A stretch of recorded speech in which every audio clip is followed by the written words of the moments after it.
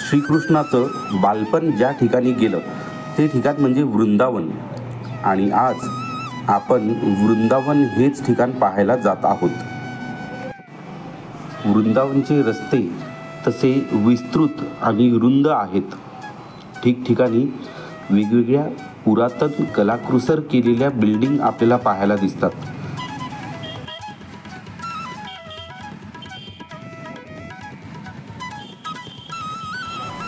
वृंदावनमध्ये तशी श्रीकृष्णाची खूप मंदिरे आहेत, पण पाहण्यालायक काही मोजकीच मंदिरे आहेत. पण तिथेही प्रचंड गर्दी असते. वृंदावनमध्ये रस्त्याच्या दुतर्फा महाराष्ट्रामध्ये जशी यात्रेच्या दरम्यान खाण्याची दुकाने लागलेली असतात, तशी नेहमीसाठीची इथे दुकाने लागलेली आहेत. यामध्ये लस्सी खूप छान मिळते. थोडीशी पेटपूजा केल्यावर आम्ही दर्शन बारीकडे जायला निघालो. जातो पाहतो तर काय प्रचंड गर्दी आणि अतिशय छोट्याशा गल्ली बोळातून या मंदिराकडे जाणारा हा रस्ता मिळतो. आणि त्या गल्लींमधूनच गर्दीमध्ये वाट काढत अतिशय बेशिस्त गर्दी असते आणि त्या गर्दीमधून आपल्याला मंदिरापर्यंत पोहोचावं लागते. चप्पल स्टँडची इथे अजिबात व्यवस्था नाही.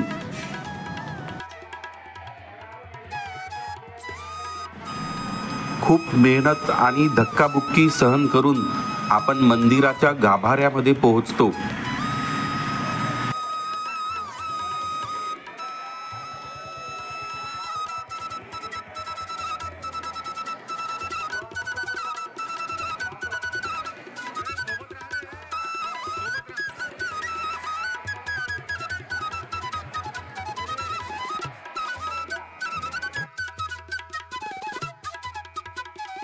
जर तुमच्याकडे दुर्बीण असेल तर तुम्हाला मूर्तीचे दर्शन होऊ शकते.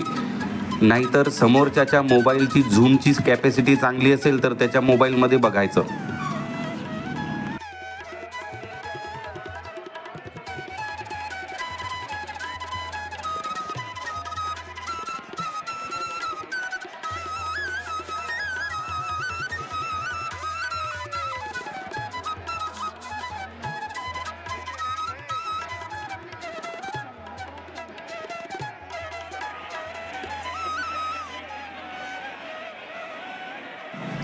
इथे हा जो मधला भाग दिसतोय, या भागामध्ये गेल्यावर मूर्तीचे स्पष्ट दर्शन होते.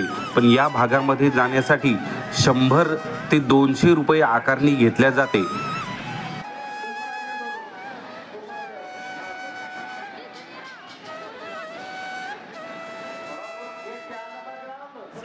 इथे मला एक छोटासा स्टंट करून आतमध्ये उडी मारावी लागली.